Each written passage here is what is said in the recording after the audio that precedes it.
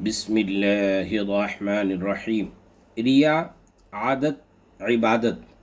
حضرت حاجی امداد اللہ مہاجر مکی رحمۃ اللہ علیہ فرماتے تھے کہ جب انسان اعمال کرتا ہے تو شروع میں ریا ہوتی ہے، اس کے بعد عادت بنتی ہے، اس کے بعد عبادت بنتی ہے۔ جب یہ جملہ میں نے سنا تو مجھے بھی سمجھ نہیں آتا تھا، لیکن ایک وقت آیا کہ پھر سمجھ میں آیا۔ اس لیے میں بسا اوقات سبق میں چھوٹے طلباء کو بھی بٹھا دیتا ہوں کہ بعض باتیں سمجھ نہیں آئیں گی لیکن یاد ہو جائیں گی، اور ایک وقت آئے گا سمجھ بھی آئے گی۔ حضرت کے اس جملے کا معنی سمجھو۔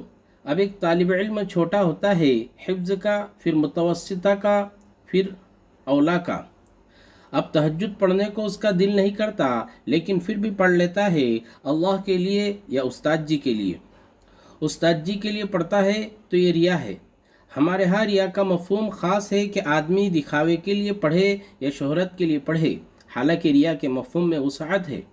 دکھاوے کا ایک معنی شہرت ہے، اور دکھاوے کا ایک معنی شہرت تو نہیں لیکن خوف ہے کہ لوگوں کو پتہ چل جائے کہ نماز پڑھی ہے۔ بس اوقات چھوٹے بچوں کا وضو بھی نہیں ہوتا لیکن پھر بھی پڑھتے ہیں۔ یہ اعمال شروع میں کیا ہے؟ ریا ہے۔ اس کے بعد عادت۔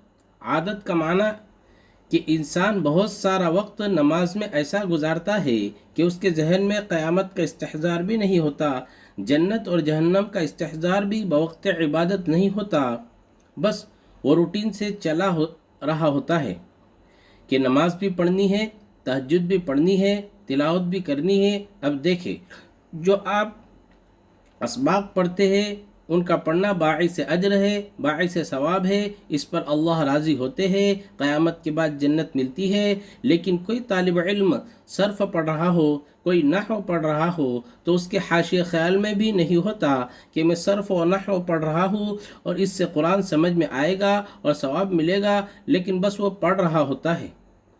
یہ اس کی عادت بنی ہوئی ہوتی ہے، اور پھر ایک وقت آتا ہے کہ رد فرقہ باطلہ پر کوئی کتاب پڑھنے کو بھی عبادت سمجھتا ہے کہ اس سے مقصود دشمن کا رد ہے۔ ہر گھر قرآن سکھاؤ، ہر گھر مکتب بناؤ۔ لائک کرے، شیئر کرے، کمنٹ کرے۔